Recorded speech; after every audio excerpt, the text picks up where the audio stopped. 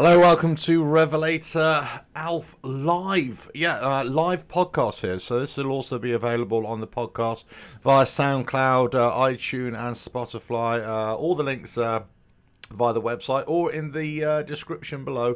So check out that, and all the playlists from the videos from the channel also in the links in the description below. So check that out as well. So today I'm going to be talking about the latest news from Harley Davidson. That which affects not only the Softails, I suppose, but also the Taurus, other things like that. Send in your questions, whatever they are. I've got my emails open as well, so if you want to send in emails, and then we've got some discussion points as well to cover. Ask any questions that you want. Whether it's a technical question as well about the Softails, about the Sport Glide, I'll try my best to answer as best I can with information that I have. So there are quite a few things I wanted to discuss today, but one of the first things I want to talk about is this live stream and the podcast as well. If you look on your comments section where you can join in the chat, and please join in the chat as well. I'm just going to add in get the chat up going as well. One of the things I wanted to do is just get you to be aware of the super chats function as well. Now, as I said in a few live streams a while ago, I've enabled this super chats function in that you can pay for a highlighted comment, and whatever you want to pay, that's entirely up to you.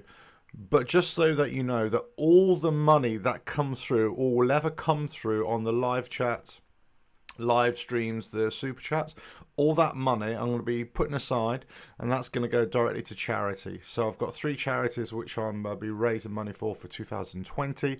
All the details are on the website. I've got a Just Giving page as well, so you can link directly to that if you want to donate directly to that. But essentially, one's for a mental health charity, one's for a British Bike Relief Fund Foundation, and the other one is for National Association with Bikers with a Disability as well. So they're 3 worthy charities, in my opinion. So anyway, more on that anyway, but that's what the super chats function as well. And you'll see at the bottom of the screen there is the ticker tape going across as well, and that's giving out all the information there as well. But anyway, listen, join in the chat wherever you want, and say this, ask any questions, whatever you want as well. That'd be really good. Okay, so just wanted to give you a quick heads up. I say all the links in the descriptions, all the links for the playlists that I'm currently doing and the past ones are all in the description as well. So if you're ever in doubt of any video, just look in the description. You find all the links for the website and the support pages, the Patreon page as well, the PayPal support page as well, to help the channel grow. It's all there. If you want to help, if you want to help me to produce more content for you guys, really. I mean, this is what this is all about. But one of the brand new shows that I've started is called Oh My Harley, in which I interview lots of people from around the world, actually, on motorcycling, on Harley ownership, Harley riding, lifestyles, that kind of thing. I've already got quite a few interviews in the bag already, and they're already scheduled to come out. 3 have already come out, so there's quite a few more coming, and I will be generating more as time goes on as well. But this is not just for well-known people. This is for or YouTubers or people in the media or anybody else. This is actually open to anybody who would like to have an interview, have a discussion about their Harley ride and their lifestyle, about their bike. You're more than welcome to do it. So I've got a couple of those already lined up as well. And so if you want to do an in-person one, if it's local to me, or if you actually want to come out on video and have that on video, or if you want to do a video link interview, which I've been doing with a few of the others, yeah, we can do that as well. So by all means, if you're very interested, let us know. If you want to talk about or anything to do with Harley Davidson, anything to do with motorcycling in general, it doesn't have to be about Harley Davidson. If you want to talk about lifestyle, cultures, all that kind of stuff, then give us a shout. Right, so one of the first things that I wanted to discuss today, well, actually, it's a question to all of you guys. What is it about this channel, but not only this channel, but other channels, and also from motorcycle media, do you want to know? What is it that you want to watch? What information do you want to gather? Are you looking for purely a kind of motor vlogging thing, and more of an adventure, more of an escapism, more of a bit of a laugh, or are you actually after more information? And this is something that was asked of me a while ago, and all I can say is that the kind of videos that I really enjoy are the ones that give me something, provide me something with information usually. And it's, if I want to know how to do something, for example, I'll watch a YouTube video. If I'm interested in the latest news, I'll probably watch or read some kind of news article or something that's come up on social media, like a thread, and then I might pick on that just to find out a little bit more detail. I tend not to watch moto vlogs, for example, that just don't have a purpose. In other words, are not really. If it's a discussion topic, great, and I like that because I do my own moto vlogs. But there's always a kind of a discussion topic with them. That's the whole point of my moto vlogs. Other people are slightly different, and other channels are slightly different. Now, some channels which I really do enjoy are the ones that are on a big tour.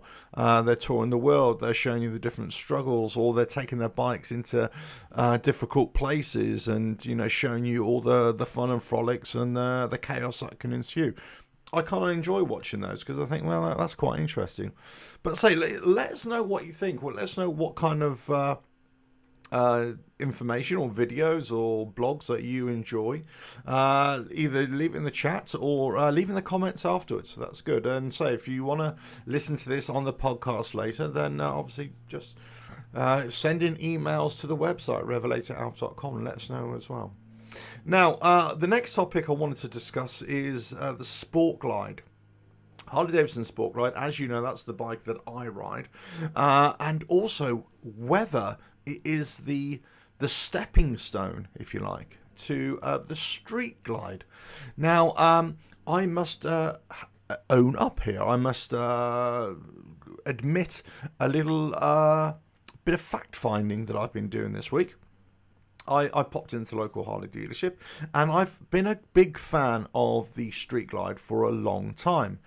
I've been doing a little bit of research on it. I've been interested in it, but I've always said, and I think I've said this repeatedly on previous videos and podcasts and things like that, I just don't think it would fit in with my riding world and my riding lifestyle. That's why I think the Sport Glide for me is the perfect choice, and it still is the perfect choice. But here's an interesting thought. Of all the times where I thought it would be great just to take the bags off, the panniers off my Sport Glide, and take the fairing off and have that completely different look, I never do it. I've probably done it once or twice since I've owned the bike, and once was purely just to go and make a video, and the other one was purely just to have a little bit of a different feel to the bike. But actually, I kind of tend to ride with the fairing on, and I tend to ride with the panniers all the time, and the reason is because I'm always tend to be carrying stuff or using it as my utility bike, which I kind of, use my bikes that way. I mean, I'm always going here, there, and everywhere. I'm always carrying things, whether it's camera gear, it could be anything. So, having a bike naked, it doesn't really suit my kind of riding. Now, that's not to say it wouldn't, but I do appreciate the versatility. So with that in mind, I kind of think, well, actually, would a bagger type motorcycle been better for me? My last bike, I had the Triumph Explorer, the adventure bike. I always had the boxes on there because, again, I was always carrying stuff. Now, granted, it wasn't the side boxes, the pannier, it was more the top box. But occasionally, I'll go with the panniers as well. So I've been looking at the Street Guard as to say, well, actually, what kind of a ride is it? What kind of a bike is it? And I went in there, I spoke to the dealership, and we discussed a few options, and not to buy, just to go and test ride it. And we kind of to the agreement that possibly the best thing for me to do would be to take this out for a few hours, maybe a day, something like that. I think I may even push it for a weekend or a couple of days. See what kind of arrangement we can get, just to get a really good feel for it. Now, it's funny enough, it wouldn't really be about the getting to know the bike, because I think I can figure out a bike very quickly. It's more about the silly little things, about getting it in and out of the garage, about riding to your usual places. How does it feel on the particular roads that you ride, on the twists, on the back roads, on the motorways, how that feels to you. Now, interesting, this wouldn't be a replacement for my Sport Glide. I don't have that in mind. I'm not going to get rid of my Sport Glide. If any of you are wondering, oh my God, don't do it, Alf, don't do it. No, it's nothing like that. It's mainly whether I would think about in the future about getting Street Glide, whether I like the big Tourer, which I'm not convinced I would, although I do find them quite appealing. I think if I lived in another part of the world, which had big open roads and a lot more space, I think I'd be very interested in it to a certain degree. But I still think the Sport Glide is a better suit for me. But I want to know what you guys think. What do you think? Do you look at other motorcycles, whether within your own branding or whether outside of your branding, you think actually that might be a better motorcycle for me, or I really do like the look of it, and if I had all the money in the world, I'd probably add that to my stable of bikes. I look at lots of bikes, and not just Harleys. When I look at lots of adventure bikes, off of enduro bikes, a lot smaller bikes. I look at those, and I wonder whether they are suitable for me. Can I get some benefit out of them? Hey, we got our first guy of the day, Anthony. Hello, how are you? And welcome to the show. So there are lots of bikes out there, but I think the Street Glide in particular has that certain something. Now, I didn't ride it, I haven't ridden it, so I can't give you any personal insights on it. But with the guy from the dealership, and we're quite friendly, in that he says that it's a different ride because it's a different feeling. And it's a smoother ride than the Sport Glide because of its geometry, its wheelbase, but also the suspension. It seems to glide over the road. He says it's still very nimble, although it is a lot heavier, and the size of the fairing makes it feel a lot bigger. But in general, it's a different ride, but it's a smoother ride, but it's not as heavy and as cumbersome as people might think. And I've heard that, and you could say this about a lot of big, heavy bikes. Once you actually get into the riding of them, you get used to them quite quickly. So I'll be quite interested in that. The other thing that I was having a discussion with him about was the oil coolers on the Softails, and of course on the Tourers as well, but obviously in particular the Street Glide. And it kind of came to a bit of a he wasn't quite sure. He wasn't aware of the problems with the oil coolers and the problems with the damage that can be impacted upon them from any road debris. And I said to him, look at the Street Guide. Look at the Street Guide that you've got here. This is your demo model. Look, it's already got damage on the oil cooler at the bottom. That's going to have to be protected. Now, with the Tourers, they got a bigger fender anyway, and we started talking about fender options and things like that. And I was kind of obviously trying to give him my information, all the information that I had, and I showed him my homemade fender extender, which he wasn't impressed with, I don't think, but he found it quite funny. But look, who cares? It works, and that's the most important thing. But anyway, I'm going off on a tangent here. The point is that even with the Tourers, that oil cooler is so low. In fact, it's even below. I hadn't realized this. It was below the voltage regulator. The voltage regulator is up. The oil cooler is below, and it's just too low for me. So you're going to need a fender extender on that, on the Tourer front fender, just to protect that a little bit even more. I'm convinced of it, because otherwise, it's now. he also said, well, Harleys in general, we kind of had a joke about it, but Harleys don't tend to make motorcycles that should be ridden in the wet all year round. But they should be. They should be, shouldn't they? I mean, that's the whole point. You should never be making a motorcycle that's never going to be ridden, off anything other than dry roads. And that's where, I find myself in, and I'm sure that's a lot of people find themselves in. You ride your bike all year round, let's say, for example, or, you're going to have a day when it's raining and your bike's going to get covered, or even if it is dry road, maybe you have some stone chips that can be flicked up against the oil cooler. I just think the oil coolers are in the wrong position on the Softails, on the Harleys in general. I think they should be at least a little bit up. I think at least, come up to whether the horn, the horn is located up there, lifted up a little bit. The voltage regulator, yeah, you could say there's an argument to keep it there, but maybe lift that up as well. That would help on all the bikes. I'm not just talking about the Softails here. I'm saying on all the bikes. But we talked about the Pan America as well, and the Bronx that's coming out. But the Pan America, and I said exactly the same thing to him as I've been saying on the videos. Look, this Pan America, that oil cooler, the radiator, is going to be way too low. As I say, not the oil cooler, the radiator is going to be way too low for that liquid cooled engine. It's going to get completely destroyed. And he was, the interesting thing here, we're all talking about the Pan America and the Bronx. The dealerships hardly know any information about it whatsoever. In fact, they don't even know when it's likely to arrive in here in the UK. He was saying they're probably looking at October now, but they haven't got any real information about it. They haven't got any performance information or anything that you could say is, they can pass on to the customer.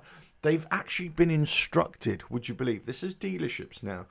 And this could be all over the world, but Harley Davidson Motor Company have instructed the dealerships to start building up a customer base for the Pan America, which is great and fine, because I don't think that's a bad idea, because you want to build up a customer base so that you can get people interested in the product.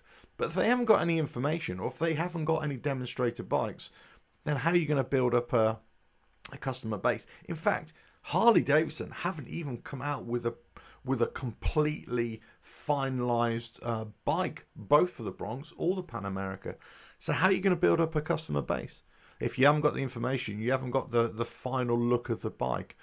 There's still a lot of work to go. I think they're a bit, and this comes into other things that I've been talking about with Harley Davidson recently, and I've made a few videos recently based on warranties and the HD Connect, and they'll be coming out in the next couple of weeks as well. So check out the YouTube channel for that.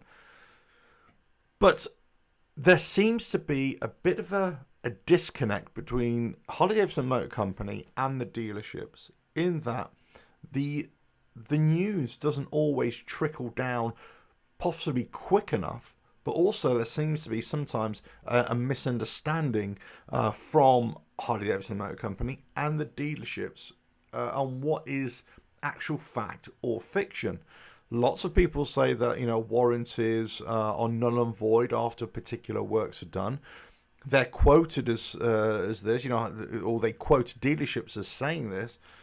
And then other dealerships are saying, no, it is fully under warranty. There's no issues at all. Some people say, no, you can use the tuners. Other dealerships say no. There's grey area or grey understanding from Harley Davidson Motor Company themselves. It's all a little bit wishy-washy at times. And people ask me about this upstaging and doing modifications, especially performance modifications on the engine or, gearbox or anything like that. Anything that is, power or drivetrain, and how that affects your warranty. And I think you've just got to be very, very careful. And also, you've got to get it in writing. I think, unfortunately, you've got to get this in writing. If you're using Harley parts, Screaming Eagle parts, that's fine. But if you're not, then that's where the issue is. Also, with the Screaming Eagle tuner, which they're not making anymore, or they're not making available, so that means you're going to have to use them outside. Now, other ones, let's say, I don't know, whichever one you want to go. The FP3 Vance and Hines one comes to mind, but obviously there are other ones as well out there. But here's the thing. If you have another tuner, Harley Davidson Motor Company have told the dealerships, certainly here in the UK, that although they are not covered, and if there is a particular issue, then that may affect the warranty. They're also saying that those tuners are never really going to be the cause of an issue. They're never going to be a problem anyway, so it's not really a worry. But that isn't really a definitive answer. That isn't something that you can sort of nail to the mast, or nail your colours to the mast and say, yeah, absolutely, I'm completely covered here under the warranty. I just don't think you are. Even, we talked about in the video I did recently about the warranty and the 60-day period. You say, well, if you do an upstage within the first 60 days of purchase, that will be covered under the manufacturer's warranty.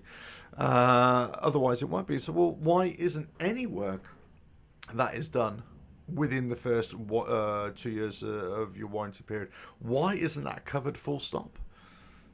Because you're doing it through a Harley dealership. Now, I can fully understand if this is not done through a Harley dealership, a non-approved part. I can understand that completely.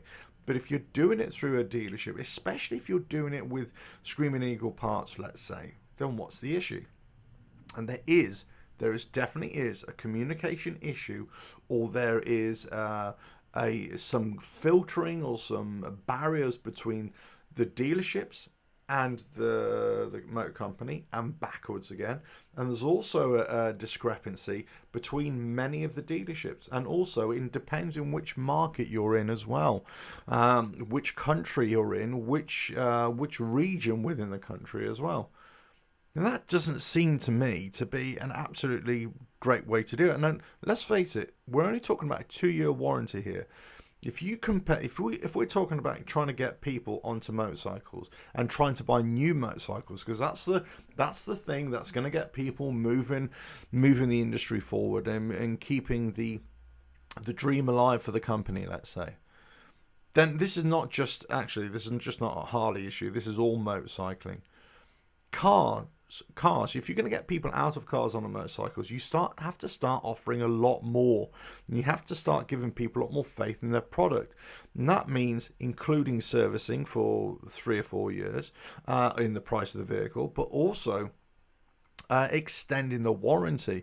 You're getting warranty and servicing on vehicles, on normal vehicles, 5-6 years now, maybe more, 7 years in some cases, 8 years, whatever. That's a long time to have, 150,000 mile warranty or whatever it is. That's a long time. That's a lot of mileage that, car manufacturers are putting on their vehicles. Now, yes, they do sell a lot more vehicles than motorcycles and so on and so forth. And yes, you could say the profit margins are greater there. But actually, what I'm talking about is the warranty and the faith from the company, the manufacturer, via the dealerships to the end user, the customer. You need to give a little bit more. And there is this slight disconnect here. There is this, how much faith do they have in their own product? This is the thing. How much? It would be interesting to find out. It'd be interesting to find out, what different dealerships would say behind closed doors, off camera, what their feelings are towards the company. Because there's no doubt that they're going to be as frustrated as the customers. In fact, dealerships get a lot of bashing from us as individuals, don't they? Not from me in particular. I don't have an issue with any dealership at all. But say in general, they do come under a lot of bashing. In fact, a lot of people would say about the prices and everything. But interestingly, I had a quick comments discussion the other day with one of you guys, Paul, who we were talking about briefly about the labour costs on any work that goes on in the dealership. And yes, they are high, and parts from Harley Davidson are expensive. But if you're comparing that price like for like with an independent retailer or mechanic, then there is going to be a difference, because you're not only paying for the labour costs, you're also paying for the whole house, as it were. You're paying for all overheads, to keep the whole dealership alive. That's where most money is made in a dealership. It's going to be from apparel, accessories, and it's going to be from servicing as well. Whereas an independent mechanic is not going to have the big overheads, it's not going to have the big showroom and all that kind of stuff, so they can reduce their labor costs. The question is, can a dealership reduce their labor costs? Probably not that much. Now, is there a deal to be done? Yes. Should you go to your dealership and try and haggle prices? Yes, and I've made videos about that in terms of servicing costs and everything. But yeah, there's always room for improvement. But how much of a saving can they make, or how much of a price reduction can they make given the big overheads that they have? Harley Davidson are very fortunate in the company they're very fortunate in that they've got a huge dealership network, especially in the bigger countries, but let's say all over the world. Now those dealerships are the front window, if you like. They are helping the company develop and thrive. But if the dealerships are not getting 100% support from the company, or they're not providing a lot of information, or if new products are coming onto the market and the dealerships are not completely either trained properly, or they don't have all the information at hand, then you're gonna have some issues along the way. You're definitely going to have some issues along the way, and you're going to have disgruntled customers. You're going to have the likes of me and others, let's say, out there, who would call into question the credibility of maybe not dealerships per se, but certainly of Harley Davidson. And there are lots of issues with that communication trail, and the more you dig into it, the more you'll find. Now, I've made a video and it's coming out soon about the HD Connect service, which is on the Taurus, the CVOs, and the Livewire. There are quite a few issues with that, and there are questions to be asked. And issues is probably the wrong word, but there are questions to be asked, and nobody is giving you the answer. I went to the dealership. I asked the dealership about this particular thing. And I was saying, what is your take on this HD Connect? And what about Harley Davidson? They say, oh, we don't know. We don't know about that. We don't know about this particular question you're asking. And that's it. Sometimes, we as individuals, as individual riders, let's say as home mechanics, let's say of riders who've been riding for many years, let's say, and we've, wrenched on our bikes all those years. And sometimes you think, yeah, I know a little bit more than the dealership or more than the tech. I would hold fire on that argument for a little bit, because I think, well, no matter how much you know or I know, whatever, I think that the thing is, for me, is that, let's say when I first started this channel and I got into the Harley, I didn't know that much about the Harleys. But what I was using was all my years of experience in motorcycling and on-road, off-road, and building bikes and tinkering with bikes and so on and so forth. And first of all, that was my stepping stone, that was my base starting point. And then I was on a very steep learning curve to find out as much about Harley, about the Softails, about the Sport Glide, and apply all that knowledge. And so therefore you build up a knowledge quite quickly and a practice quite quickly. But you don't have the same access to information as the dealership, certainly, and also as the Harley techs do. We don't have that information. Now, it takes us quite a while to get service manuals and to get extra literature. And I've shown ways to do that for you and chosen to get into the service information portal. But even so, even with that scratching at the surface, you don't have all the diagnostic equipment, all the check-in equipment that they do. You don't have the wealth of experience, not only within the dealership, but within certain techs. And you don't have the knowledge, let's say, of working on lots of different bikes from Harley Davidson over the years.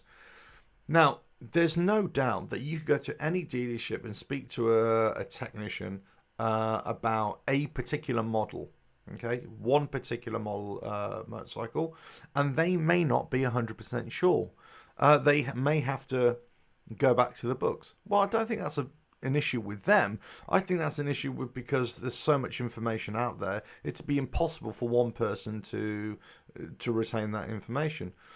However, I only ride my one particular motorcycle. I know lots about it. Then all of a sudden I can just, get on the high horse and say, well, I know more than the technician. Possibly not. I think there's a lot of information out there. They have more information readily at hand than we do. Now, do they have the experience of, let's say, a 40, 50-year riding, guy?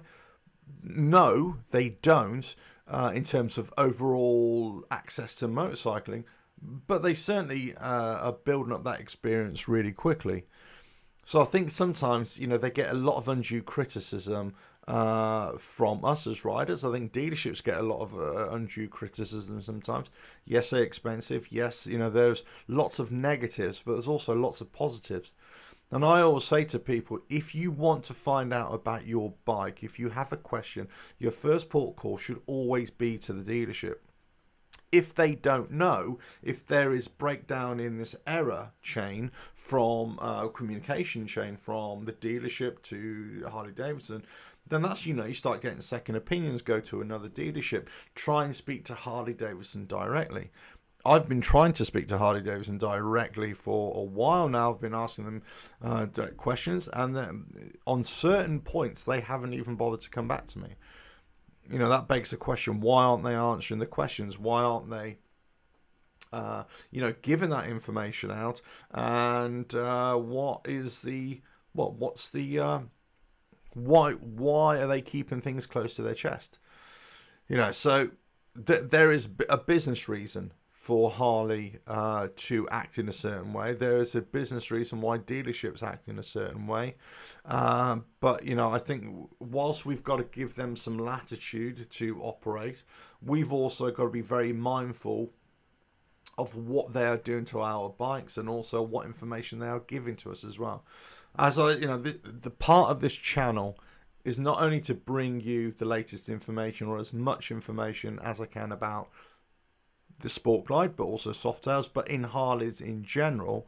But it's also to empower you guys to have that information so that you can go to your dealership, or to encourage you. That's probably a better way, to encourage you to go out and find out more information yourselves. The more information that you have, the better you will be equipped to go to your dealership and have a better one-to-one discussion with them.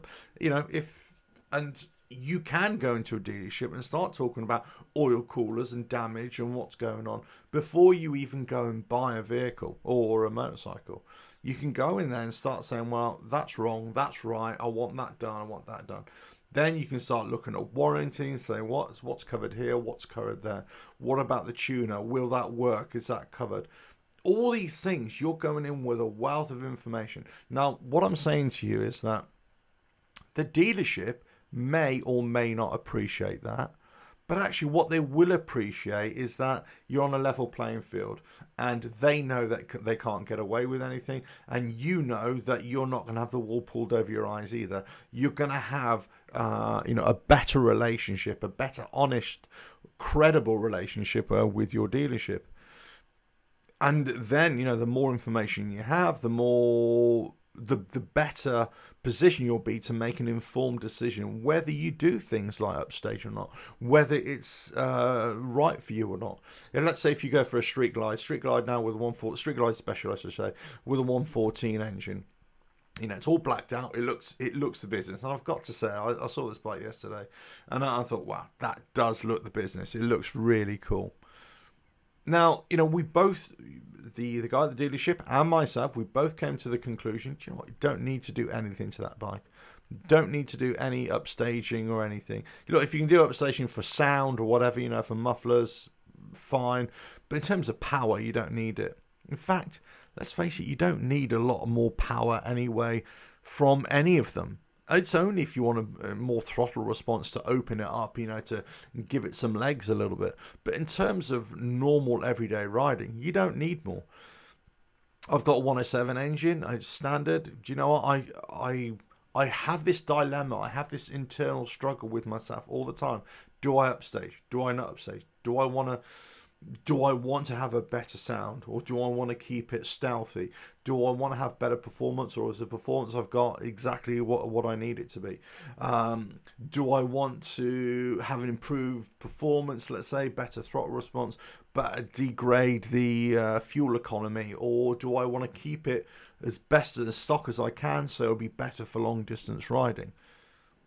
It's a constant tug of war for me. But these are the questions that you can ask yourself. These are the questions that, well, actually, let's just cut through the faff. Let's just cut through the nonsense. Let's just cut through what other people are doing to their bikes, and they may love that for their bike, and that's absolutely fine. But I always say to people, it's not what other people do to their bikes; it's what you do to your bike, and how it affects your riding. Now, if you like a quiet exhaust, then fair play to you. That's exactly the way it should be. But if you like a noisy monster, then fair play as well. That's entirely up to you. But there's always going to be a trade-off. There's always going to be some kind of impact on reliability, fuel economy, so on and so forth.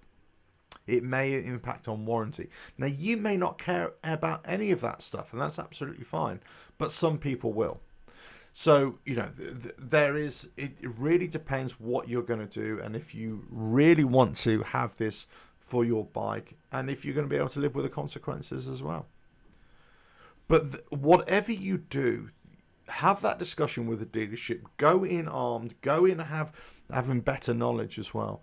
But then just have this in the back of your mind that sometimes before you criticize the dealership, I'm not standing up for dealerships, by the way. It's got nothing. I'm not a paid employee or anything like that, But all I would say is, before we criticize any dealership or any technician or anybody salesman there, just be aware. Obviously, this is their job, of course it is, but also just bear in mind they may not have all the information either, especially when it comes to newly launched products or products that haven't even come onto the market per se.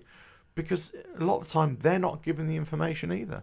They're scrubbing around in the dark, wondering what the hell's going on. In fact, a lot of people, let's say you and I, sometimes we know a little bit more about them because we're fingers on the pulse trying to, we're like sponges trying to absorb all this information from the ether. Whereas they may not. They've got other things to concentrate on. Hey Joe, how are you? Nice to see you here. But anyway, look, that's that really. So I went into this sort of street glide. Well, I was having different discussions with the dealership. It's not to replace my sport glide at all. It's just interesting to see that a lot of issues are ongoing. A lot of issues with dealerships and with the company in general are ongoing as well. But yeah, I mean, the question, as I say, I've been asked quite a few times, about Harley Techs. How much faith do you have in them to look after your bike, one, but also to do a good job? And I think the issue here is, it's not so much do you have faith in the tech, as in a qualification, because I think I've already covered that in terms of, well, actually, they've got all the relevant information at hand, and they're going to know more about a motorcycle than you ever will, not necessarily based on your experience, but, they work on these on a daily basis. Now, they may not know about a particular motorcycle as much as you do, because that's the only thing you're focusing on. But, in general terms, they're going to know a lot more because, as I say, they've got all the information, they're working on it, they've got collective experience from the dealership network. They've also got collective experience because they've got a direct link to Harley Davidson as well. So they can speak to anybody up there and say, look, what is actually, the issue? Whereas we don't have that access to them. But interesting, how much faith do you have in, technicians? Now, I think this comes down to a subjective thing. I think this comes down to individuals. Because if you look all across the world, right across the world, you will always have bad eggs. You will always have people who would not do a good job. There will always be people who have, I wouldn't say they're distracted, they're negligent in many ways, whatever it is. Now, I'm not saying that's a Harley Davidson issue. That's not a dealership issue. That comes down to an individual issue, whether they do a good job or not, whether they like to take pride in their work and pride in your bike as well. Now, but also, let's face it, accidents happen, and things get missed off by mistake as well. But it always comes back to you as your individual going in there, armed with knowledge, armed with an expectation, having an open dialogue with them, and letting them know that you're no fool, you're no sucker. They've got to treat you right. You expect a certain standard, and so on and so forth. Now, the issue comes where you're not dealing with dealerships. You're dealing with people who claim to know a lot about new bikes or older bikes, let's say, or independents, let's say, who might be absolutely fantastic in what they do, but also may not have all the information and all the technology and all the equipment tooling to deal with new bikes. There was a classic one when the Softails first came out. There was some fella, I don't know what its qualifications were. He was working on bikes, so I assume he was some kind of independent mechanic. Whether he was a custom bike builder, I don't know. But he was saying that basically to get the battery out of the Softails, you have to take the whole swing arm off. You have to take the whole bike out, and it's just like he completely missed it. Completely missed that. That's not the case at all. It's a 20-minute job, half an hour job max. Just take the electrical, right hand side off, and then just open it up, and then you just undo a few bolts, slide it out, slide a new one back in. So it's not a big deal at all. But this is a case in point where people are just not informed, or they see something that's completely different to what they've seen in the past, and they think this is really bad. And it's not always the case, So, Softails, and well, all Harleys, but Softails get a bad reputation by people who don't know them very well. We know that. The older Harleys, people were probably justified in thinking they were pretty poor because of build quality, because of engine vibrations and all that kind of stuff. But not the Softails, not the new Softails. You could say this by extension, the Taurus with the M8 engines. Just doesn't. They are a completely different breed of motorcycle now, and they are much better. Do they have their faults? Of course they do. Do they have issues and technical issues? Yeah. Have the M8s had early issues? Yes, of course they did. And we've talked about it on the channel quite a lot, made videos about it quite a lot.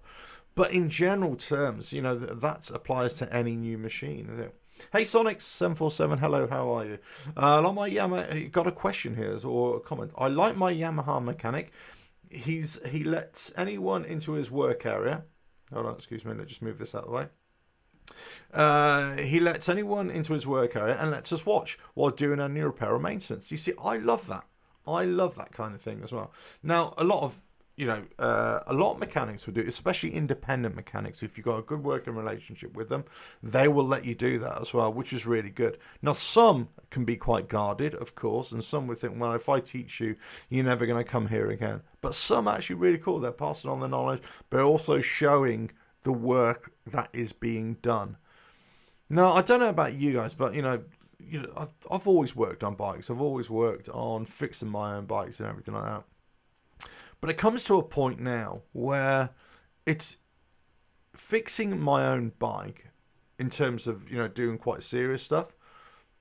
It's not about not wanting to do it. And it's not about not having the proper tooling or the knowledge, because that is something you can learn and something you can develop yourself. Actually, do you know what? The biggest thing for me is time. Time is the biggest thing, and maybe it's the same for you as well. It's just like doing some DIY around the house or whatever, or building something on the side of your house. Do you know, you could probably do this all yourself. You know, within time, you could do it, but it's the time aspect. And sometimes you sacrifice that time, or you gain that time to be with your family, to go out riding, just to enjoy yourself, you know, and you just pay somebody else to do it. And if you hit the right note, if you get the right mechanic to work on your bike, it's going to be relatively cheap. You'll have your bike off the road for half a day or a day. Do you know what?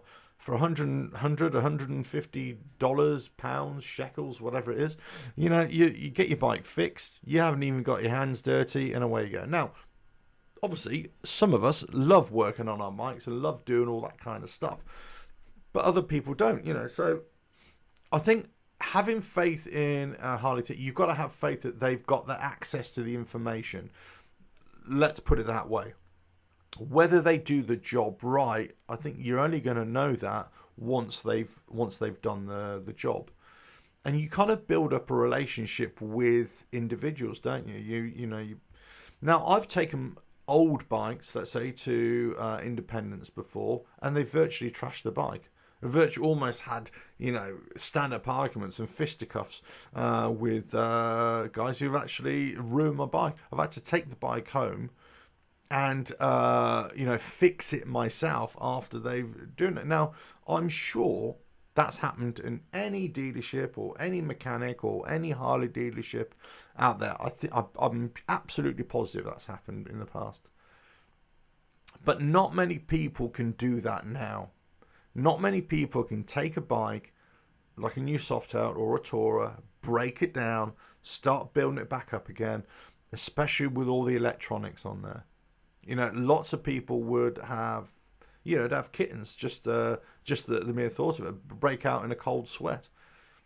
And I don't think there's anything wrong in that. I think you should always try to have an appreciation of the motorcycle which you're riding, of how it works, what makes it tick. But you don't necessarily have to be able to fix it or all the innards, especially if it's beyond your capability. Now, yes, looking at the peripherals, you know, the maintenance, the brakes, the servicing items, yeah, look, no problem. I would say try and do that yourself. You don't need to take that to a dealership. But again, it comes back to time. You know, if you think that you'll be best served with your time going out and doing something else and maybe earn, let's say if you're quite a high earner, you may go out, you might earn £500 in a day or something like that, or $500 in a day. But if you want to fix your bike, it's going to take you the whole day to fix it. So you're going to lose £500 or dollars. But you could pay somebody $150. So you lose 150, but you gain 500. So you're still up 350 on the day. There you go. You know, that's what it comes down to. It comes down to dollars and cents. It comes down to whether it's economically viable or not. And, you know, you could argue that the high earners in this world, that's exactly what they do. They never, you know, do things themselves because it's actually works out more beneficial for them to pay somebody else whilst they can keep on earning. It might be just a lifestyle thing. Do you know what? I don't want to work on my bike when I can spend time with my children or spend time, you know, with my wife, my girlfriend, whatever it is. You know, all these questions you got to ask. You know, but having faith in a dealership and having a faith in a technician, that comes down to experience or the experience that you have with them. But, you know, having that that thought process to think, well, actually, they do know what they're doing, or they should know what they're doing. They do have access to all the information, and the chances are they're going to know a lot more about my particular bike than I do. So, you know, and they're going to have the experience in fixing these things. They won't know everything. They won't have come across all the issues. But again, this always comes back to you having all the knowledge as well. Then you can go there and have an even level discussion with them. Right, the next questions then. What is right? So here's something that I was thinking about when I actually went into the dealership yesterday, and I was looking at the Street Glide, of course, and as I say, it wasn't to buy. It's more I was in discussions with them to test ride a few bikes, or potentially test ride a few bikes, and also one of them would be the Street Glide, and maybe look at possibly sometime this year or maybe next year. It depends how things go, whether I want to get another bike as well. And just have one for longer distance riding and one that would be just for, like a daily use type thing. So obviously I wouldn't get rid of the Sport Glide, but, so that's where my mind was at. But I went in there and I was thinking, right, okay, well, it's a big old thing. And then I looked at the road glides and the CVOs that were there. I thought, well, they're big old things as well. And then you look at the price of these things. I mean, crikey, the price of these things is just like the equivalent to the GDP of a small country sometimes. And you think, well, do I really want to spend that money? Then you think, well, do you spend that money on a Tourer, that is a Harley, or do you go to another motorcycle brand? I mean, which is the best Tourer out there? Because they've all got their own individual qualities. And is it a case of, the age-old question, do you just stick with Harley because it's a Harley? Do you stick with Harley because you just like the bikes? Or do you think they're a better product? You don't worry about the pricing because you have faith in the product. You have faith in the lifestyle and everything like that. Or do you look at other motorcycles? Do you look at other, brands? Whether it's BMW, whether it's things like the Triumphs, I don't know, any of the Japanese, Indian, of course. Here's the other one. I mean, we talk about Indian quite a lot at the moment. Are they coming on strong? Are they producing better bikes? Here's the thing, their technology and price base is on paper better than the Harley, but is it necessarily a better motorcycle? Is it a better experience? You have pros and cons with Indians. Some people say they're a lot better, other people say watch out, they're not as good as people think they are. Some people are saying that the people within the dealerships don't really know that much about Indians. There's a lot of false advertising, there's a lot of issues with them. Who knows? But you could say that about any brand, you could say that about any motorcycle that is selling you an idea, or brand that's selling you an idea, a dealership that's selling you an idea of riding that bike. Can you see yourself on that bike, on a BMW, on a Triumph, a KTM, whatever it is, a Suzuki, Kawasaki? Can you see that on your bike, or can you see yourself on that bike, and will it fit into your lifestyle? There's no doubt, we keep on coming back to this whole lifestyle thing and whether riding a Harley is in any way different from riding any other bike. I think somebody wrote this week on one of the videos that I published, or was it last week, and they were talking about, and they hit the nail right on the head, and I can't remember who it was, so I do apologize if you're watching this later. But it basically says something like, Harley Davidson, there's a soul and there's a lifestyle, but there's definitely a soul to Harley Davidson's. And you can't put your finger on it. It's got nothing to do with the mechanics. It's got nothing to do with the style, and it's got nothing to do with the perceived lifestyle or community. It's something intangible. It's something that it's just there. You feel it. If you feel it, if you know it's there, you feel it, and if you feel it, you know it's there. It's just something you can't put your finger on. You don't get that same vibe with others, and that's it. You just don't get that same. You just don't get that same vibe, and I think that is very true with Harleys. And you could say this about all the models, and whether this is Softails, whatever it is. But do they have something that we're missing in motorcycling? Well, I think for one, it's technology. but I think that is starting to change a little bit. 2 is reliability. Well, actually, I think that's changing as well. They've had issues, the M8 engines, with sumping and with oil pumps and, oil migration and all that.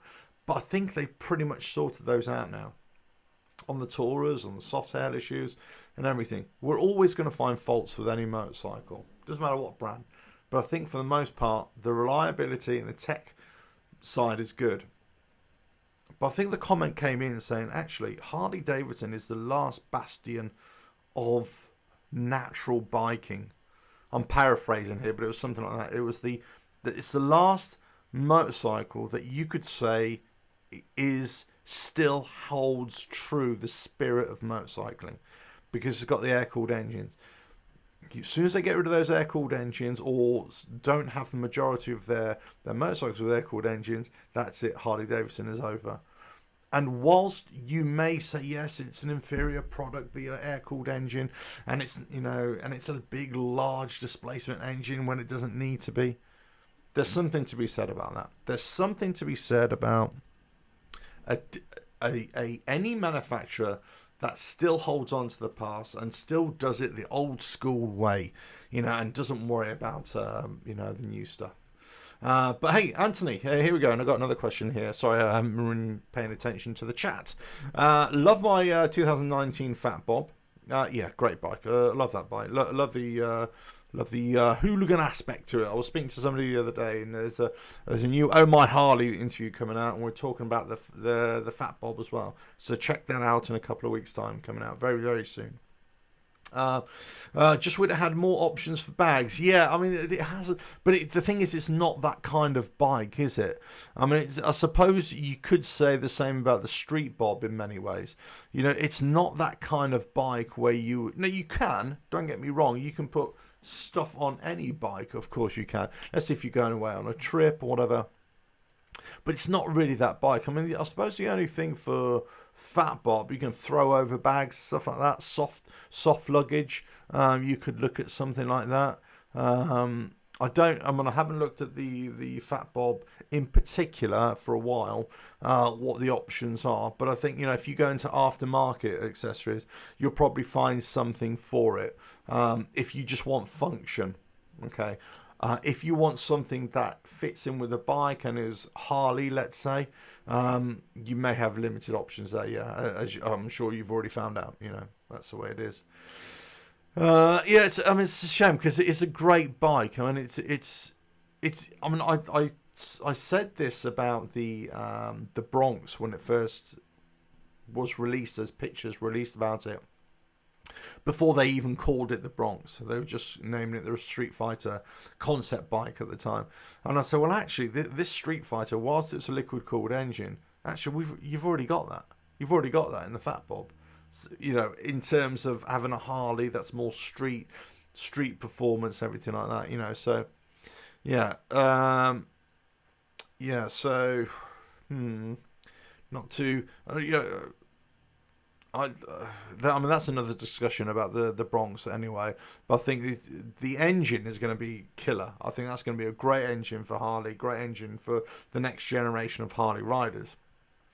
I just don't think the Bronx or the Pan America are necessarily the bikes to take Harley Davidson into, the next era of the company, because I think they're going into two markets, two motorcycle niches that are just so full of other bikes that are just fantastic.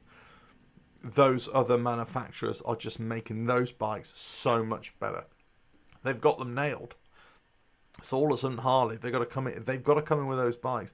They've got to be really good. They've got to be good on compare on price, or be a lot cheaper. So now interesting you say, Anthony, you've got the 2019 Fat Bob. Have you got the 107 or the 114? I understand that the 114, you can't disengage any of these sort of bits and pieces on it, sort of the traction control or whatever. You're quite limited to it, so it's Might be a great riding bike, but it's not as good of a hooligan bike, as you say, as the 107. So I've been led to believe. That's what I'm trying to say. But anyway, I haven't ridden the. I rode the 114, but I can't remember too much about it in terms of the onboard electronics package. The 107 I haven't ridden, so the 114 you're riding. Okay. But it's a nice bike. I say I had a lot of fun on that bike.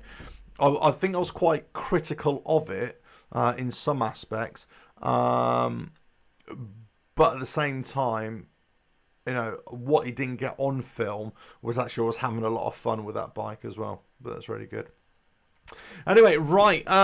So the other question, as I say, so there are lots of tourers out there. I was looking at the Street Glide. I was looking at whether something like that would suit my kind of riding. I don't think it would, in all honesty. I think, I'm more into the, get a bike out on the road, go in all kind of weathers, getting through traffic, zipping, overtaking really quickly, having something that's light and nimble, and but the kind of touring aspect, or the fact that I take a lot of stuff with me sometimes. I'm always carrying stuff, equipment, camera equipment, recording equipment, or whatever, stuff for my work. I think sometimes, something like that might be a little bit better. But there we go.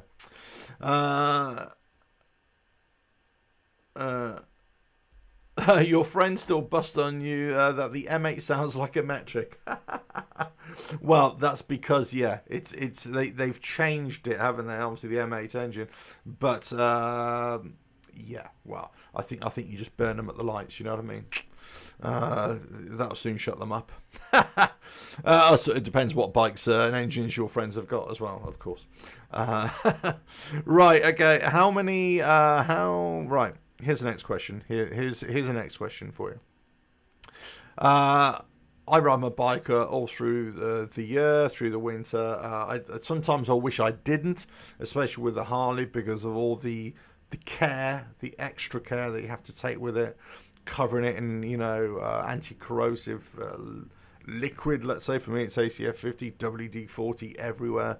It looks crap because it's always covered in rubbish. You've seen my fixes, let's say, for the gap in the rear fender, for the oil cooler and all that sort of stuff. This is stuff that you have to do just to keep on riding your bike in inclement weather. But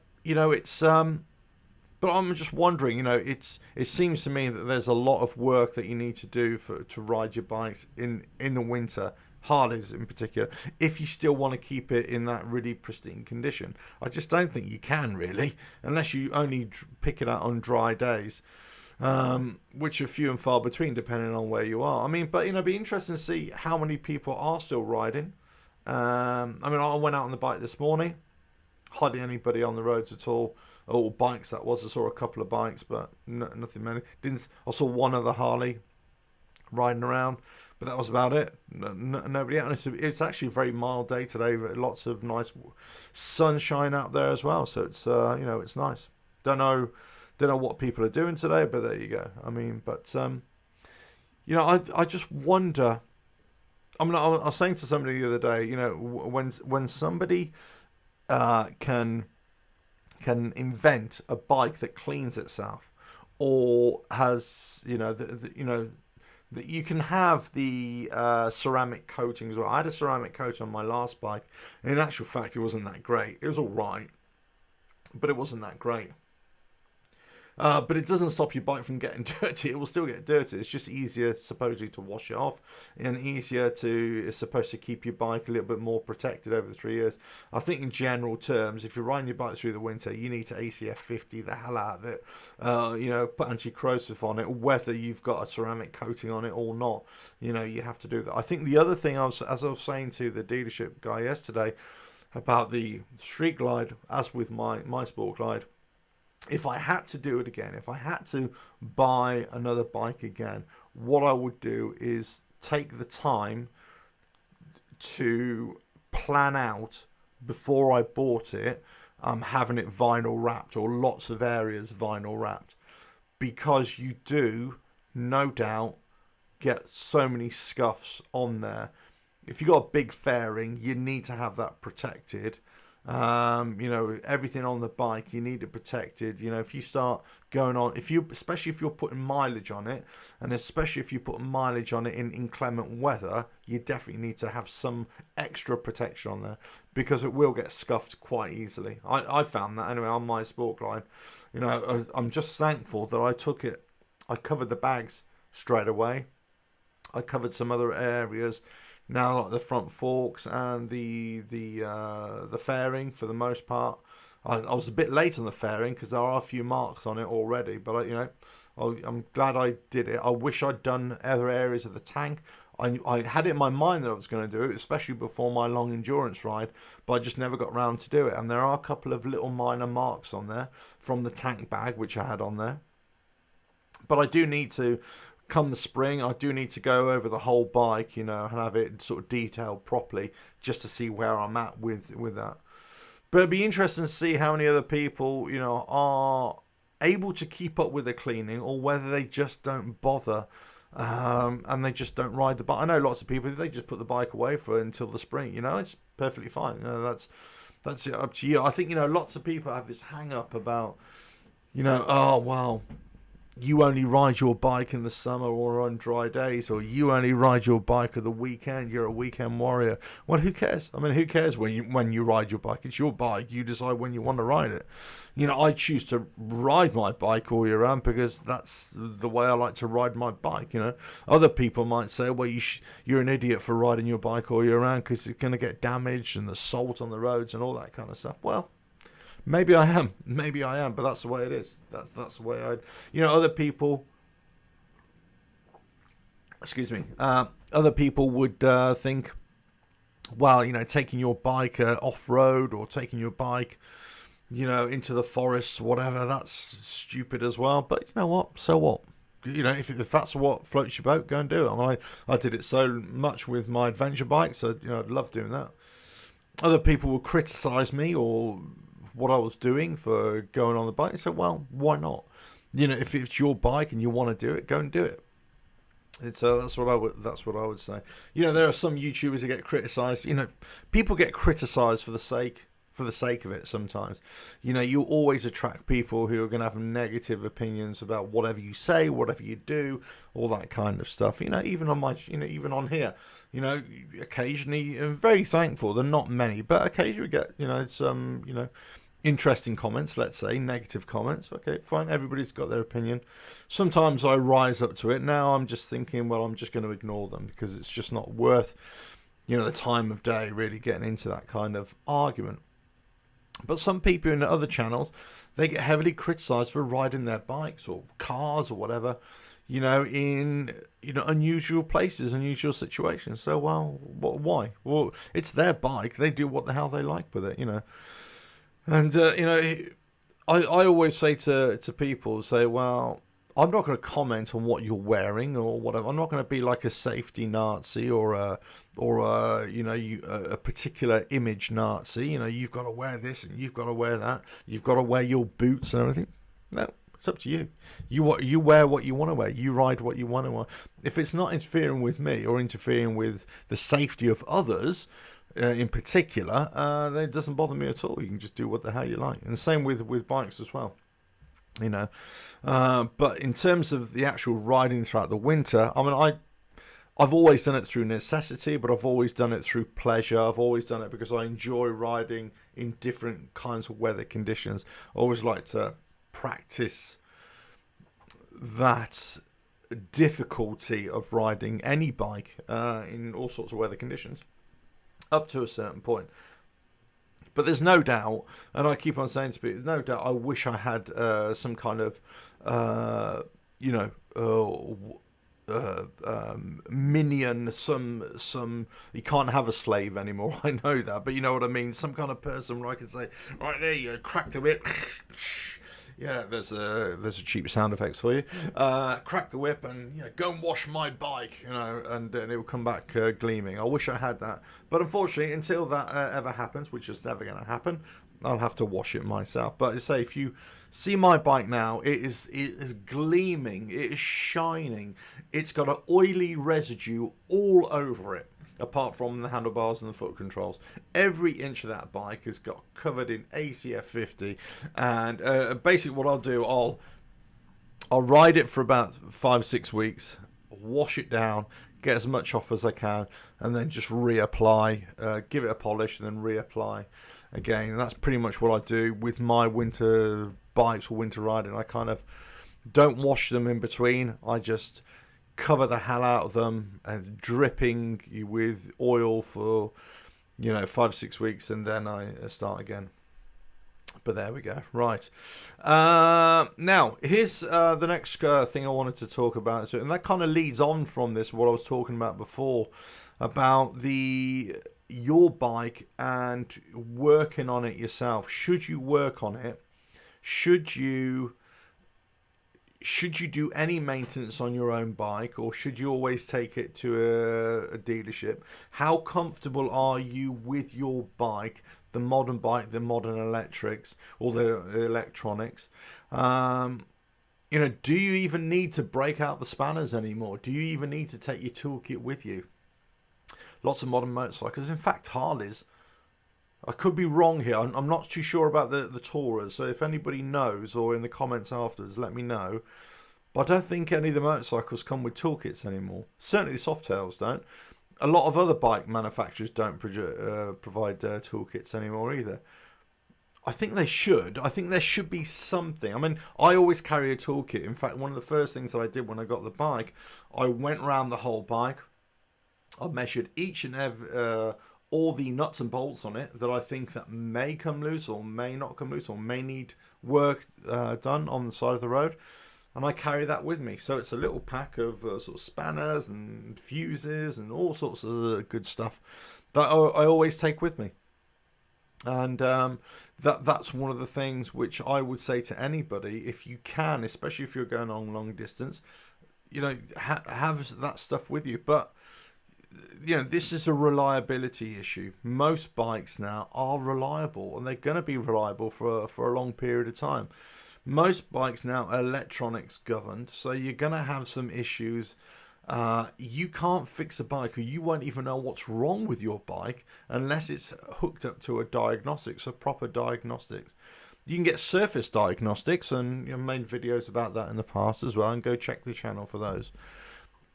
But sometimes you have to dig a little deeper, and the only way to do that is to take it to a technician or independent mechanic who has the tools and the diagnostic tools to be able to get deep into your bike. And they do that by connecting up to the DLC91, which is on the left hand side of the bike behind the electrical panel, if anybody knows what that is. But say, I've got a video coming out about that as well, and how the whole electronic system works on the bike as well, the CAN bus system. So that'll be coming out soon as well, so check that out. But it's an interesting one. I mean, if I could twist the camera, maybe I should. Let me just show you here. Hold on. Right, I'm going to do this now. Right, here we go. See if this works. Wait a minute. There we go. Right. There we go. So can I go? Look. There we go. There's my workshop there. And you can't really see. Let me just do that. There we go. I'm coming back here. There. Hold on. Is that right? There we go. Right. Wrong way.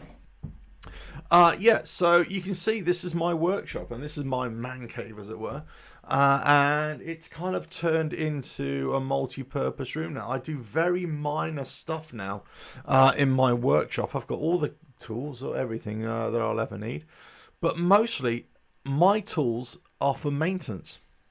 That's really now. It's not really for getting in there and breaking out the breaking things apart and looking deep into engines and all that sort of stuff. I don't have the diagnostics here. I don't have that. So on a modern bike, I wouldn't really look at that anyway. Certainly under a bike that is under warranty. I kind of made videos about this as well. So, well, I'm not going to do anything. I'm just going to bite the bullet, save myself some time, get a decent price for the servicing cost, but take it to the dealership, because I know that's all going to be part of the warranty. Now, as soon as the warranty is finished, or let's say I've had an older bike, I'll say, yeah, I would get the bikes in here and I would start building them or work on them myself or adjusting them. And if I had to break engines apart, yes, then I would go back to the old school way of, of doing it. But for a new bike, then, especially under warranty, I just wouldn't. And I think, but bikes are becoming, that's part of the issue about the whole modern cycling. Bikes are changing. They're more reliable. People aren't breaking down on the side of the road anyway, There we go. So just had to change the battery tender fuse. Luckily, there was a spare in the fuse block. Oh, okay, right. That's interesting. And that's on your 114, was it? Oh, okay. That's interesting. Sonics, I'm jealous I live in an apartment. I wish I had a garage. Well, there we go. Yeah, there we go. I sometimes wonder if I get in trouble with my other half, whether I'd have to sleep in here as well. Actually, I don't think I'd mind as much, It's a bit cold in here at the moment, but yeah, get a bed in here. I think I'll be quite happy. Yeah. A bit like the old days where the old farmers used to live or sleep with their donkeys, We're talking a very long time ago here. So that would be their horses or their donkeys, right? They'd sleep in the stable. Well, I think I'd sleep in the stable with my bikes as well. I think I'd be quite happy with that sometimes. But anyway, look, you got all the tools sometimes. And years ago, I'd be using this. In fact, this here wouldn't be here at all. It would be just my bike, all bikes, all broken down, starting up again, and just building bikes. In fact, here, up until last year, I had 2 bikes where I was building up or project bikes, and in the end, I just decided to not do those anymore. But say it was this is a proper biking work or building workshop, I should say, or yeah, I suppose a bike building workshop, but no, not anymore. I mean, especially with the new bike, it's just, in fact, this bike and the last bike were the first 2 brand new bikes that I'd ever bought in my life. I'd always had older bikes. As soon as I started getting into the new bikes, the new buys, I just didn't. Well, you don't have to work on the bikes anymore, because they are reliable. In fact, you're almost trying to find things to do with your bike, just so you can get the wrenches out and start tinkering a little bit. And sometimes you shouldn't be tinkering with things, but there you go. That's just me. I have to kind of get on there. Hello, is it Car Juice or KA Juice? Hello, how are you? Greetings from Belgium. Hello. Thank you for joining me here. Hope you're enjoying it, and hope you can go back afterwards and have a look at all the things that I talked about as well. But as I say, it's an interesting thing about new about new bikes. About do you need to work on them anymore? Possibly not. Even if they do break down, the chances are you're going to have to take it back to the dealership, let them figure out, especially if it's under warranty. I would always say this: if your bike is under warranty or just nearly come out of the warranty, before you even break out a wrench, just go back to the dealership and make sure there's any way that they can fix it. If you can get somebody else to fix it on their expense and not your expense, it's always going to be better. But there's no doubt that having your own set of tools and having them at the ready, just in case something does go wrong, you're primed, a warrior with a spear, just in case. Right? Are you gonna break on me? Gonna break on me? Right? Break out the spanners. Here we go. We're going in deep. Okay, just thank you very much. Thank you. That's very kind of you to say that. But it's one of those things. So I've got all the spanners here, and I've got all the wrenches and all the well, you can't really see it, but there's lots of other tools and electronic tools around here. If I ever need it, I'll break them out again. But the chances are right now. Now, that is I'm talking about a new bike and the Sport Glide. If I'm still after an enduro bike, and I still might be looking for a Harley MT350 old army bike. Still looking at that. If I don't, I'll probably look at a the British equivalent, which is the Armstrong 500, which is exactly the same, just a different engine. But then it'd be a small enduro bike or something like a 250cc. I've been saying this for a long, long time.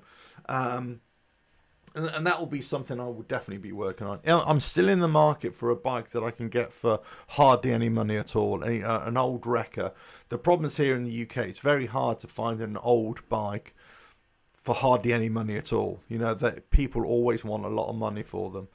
And if I could find one, then yes, the other half of the workshop would be my bike building side again, and I'd probably break out the tools for that.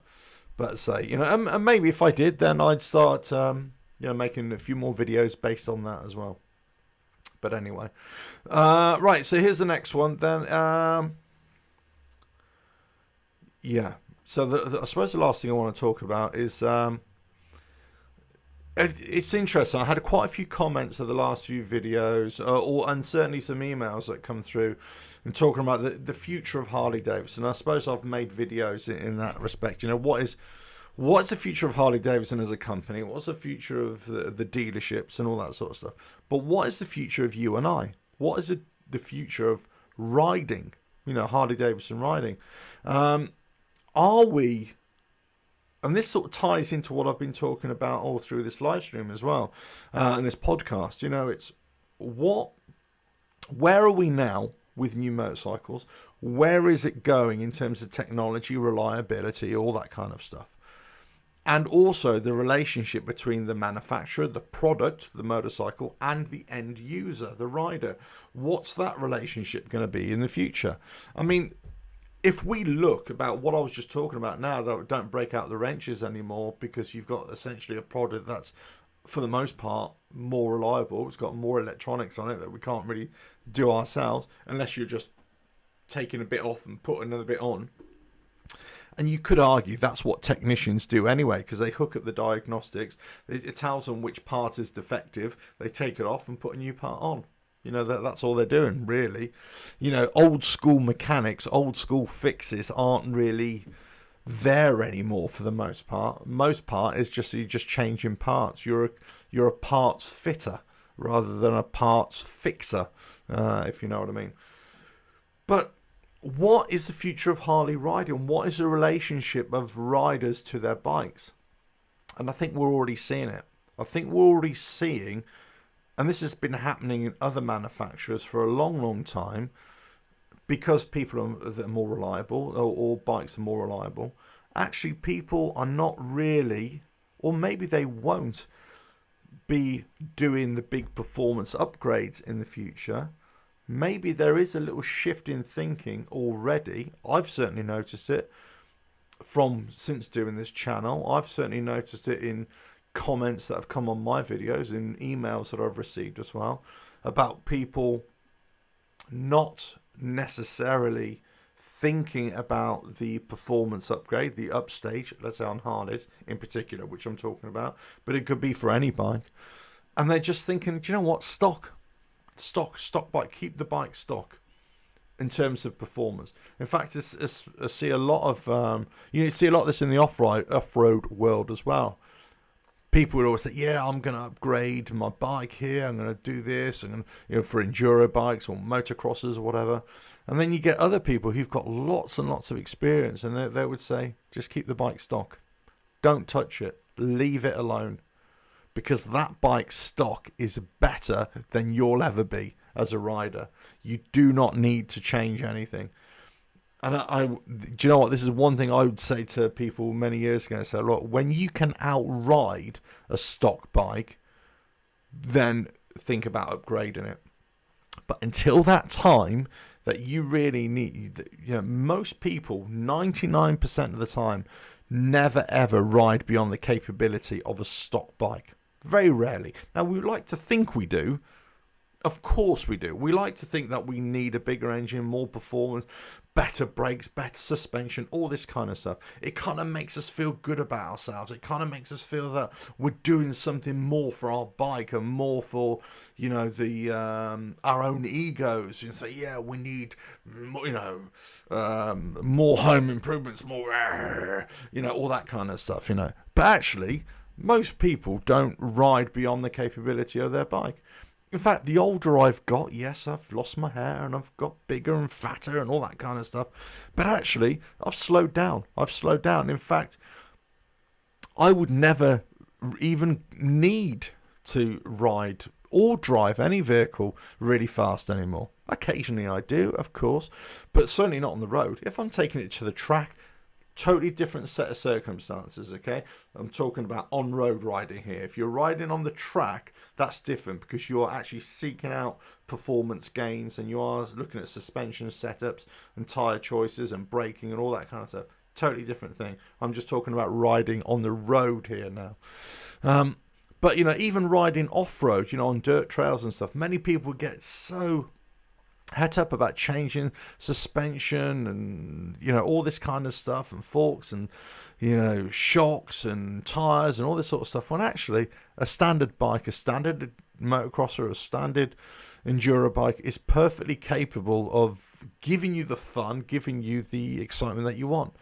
Until you get into competition riding. Then you get in competition riding, then you are looking at different. But it's like anything. You can watch a MotoGP race, you can watch any kind of racing, and you see what your favourite, racing superstar is riding. And you think, I need that on my bike because it's going to make me better. And it's just the way of the world, isn't it? We're all blinkered by this thing that, let's go and buy that for my bike. You don't need it. It's nice to have, don't get me wrong, but there's a difference between want and need. If you want it, you want it. If you need it, that's something completely different. And most bikes don't. And it's interesting that many people, especially from experienced off-roaders, would say, actually, you don't need that. And whilst I would say I've got a lot of experience, as in time, I would say I've got quite a bit of experience off-road riding, and this is what I would always say to lots of people who are going with their bikes, to say you don't need all this power, you don't need all this gizmos, you need a very basic bike for off-road riding. You need something that is easy to fix, easy to maintain, and it's got enough power just to get you going, but it needs to be light and nimble enough. That's what you want for off-road riding. You don't need all this big stuff and big modes and electrical stuff and everything. Sonics. I owned 3 bikes this beginning of 2019. And I got sorry, to get rid of this. And I got rid of one of them. It was work to ride each one of them at least once. Every week. Yeah, that's absolutely right. Interestingly, I'm 100% with you there. I always say to people, I would love a whole room full of my motorbikes and everything. But look, you can only ride one bike at a time, can't you? You can't ride them all at the time. And I found it a bit of a pain, I've got to say, to have more than one bike. More than 2 bikes to ride, just all the checks that you have to do, all the annual checks, all the insurances and everything. Do you know what? Pain, absolute pain. Just one bike for on road, one bike for off road. Maybe that'd be fine for me. But so my original question is, what's the future of Harley riding? What's the relationship going to be with riding Harleys in the future in terms of technology, in terms of the electronics on board, in terms of whether you're going to work on these yourself?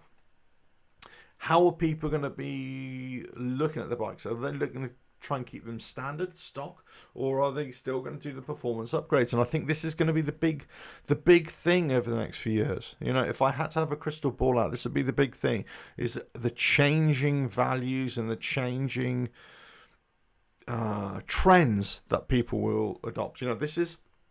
We've got to understand that the heyday of Harley Davidson, the heyday of the old school bikers, of customization, of home customization, let's say, working on your bikes, breaking out the wrenches, always having to work on your bikes. Those days are, certainly with the new bikes, they're gone. They're not here anymore because the bikes are so much more reliable. So if you're not having to work on your bike, what are you doing then? So if you're not working on your bike, you're probably thinking, well, maybe I can make performance upgrades. But actually, most of the bikes now are powerful enough, are more than enough power on those bikes to get you in and out of trouble now. more powerful than any other stock, Harley of the past. So actually, you could argue, of course, you need to touch them in terms of performance-wise. So what's the other thing? You're just going to do minor changes in terms of sound. Maybe a stage upgrade to a stage 1, let's say, if you really want to do that. You could do stage 2, 3, 4, whatever. But in terms of what you actually need and what you want, again, 2 different arguments. But really, there's enough power there as a stock bike. So what are people going to do? They're going to be looking at just cosmetic changes. They're going to minor cosmetic changes just to make that bike, put their own little stamp on that bike. Because essentially, you want bikes that maybe even look old, maybe have that old school flavour, which Harley Davidson definitely gives you, but you want it to run like a new bike. You want a bike that you just get on it, flick press the button, it starts, you ride off, and it doesn't break down on the way. That's what you want. You don't want a bike that, it's never going to be reliable, especially if you're going on any kind of long distance riding. You want something that's stock, easy to fix. You can go into any dealership if you are on the road. They could fix it because it's all standard equipment on there. Yeah, that's what you want. You don't want something that's so custom that you ride it 10 miles down the road and, the only person that's going to be able to help you out of that is you back at your home garage or whatever, or a custom bike builder. Yeah, it sounds great. Don't get me wrong. It sounds great to have a custom bike, but believe me, I've had custom bike. I've built them in the past, and they are fantastic if you enjoy working on that bike and tinkering with that bike and constantly making adjustments. If you don't, then you've probably got the it's the wrong bike for you. It's the wrong kind of riding for you. And I think, you get to a point in your life where you either want that kind of ride or you don't. You either want that kind of riding experience or you don't, But anyway, look, this has been the Harley Davidson live stream podcast for today. Look, I've discussed quite a few points. Thanks for the guys for joining in, and thanks for everybody who's been sending in messages over the time as well. Lots of points to discover. So hopefully you can, if you don't watch this on the YouTube channel, you can pick this up on the podcast, on Spotify, iTunes, and SoundCloud. Check out all the links in the description for all the support pages. Go to Patreon and PayPal as well. There's all the playlists for the YouTube videos and in the description as well. This is on the video, and also the links to all the websites as well, so go and check that out. In future, if you want to add those super chats as well for any future live streams, so anything that will be earned will go directly to the charity fund, and also you can donate to my charities this year for 2020. All the links in the description as well, so go and check that out, and also on the website, on the sidebar on the website, you can see that as well, which I'm raising money for. So hopefully you'll support that as well. But anyway, lots of points to discover, to consider on this one. Take care, Sonics. Thank you for joining me today. And anyway, I hope you all enjoyed that. So please like, share, subscribe. Leave those comments below, and check out the website, RevelatorAlf.com. All the links in the description. Lots of more videos coming on a daily basis. Lots of changes to the website as well. Lots of more content on the Harleys, on the Softails, on the Sport Glide, but also about motorcycling and in general as well. Take care, Sonics. Okay, Juice, I think Harley is on the rise. I was at the Brussels Motor Show, and I saw the 2020 prototypes there, and I must say the off-road and the street fight look good. Yeah, they do look good. I think they're a bit quirky, but I think they look good. I think Harley are on the edge right now. They're still there. They're still kicking and fighting. I think the next 3 or 4 years will determine whether these new models are going to be successful for them. Let's see. Time will tell. Anthony, yes. Later, Rev, I'll be looking for the next video. Yes, thank you very much. There will be more coming out, I say, on a daily basis. Right. Well, I will catch you again on the next video, whenever that is. Cheers now.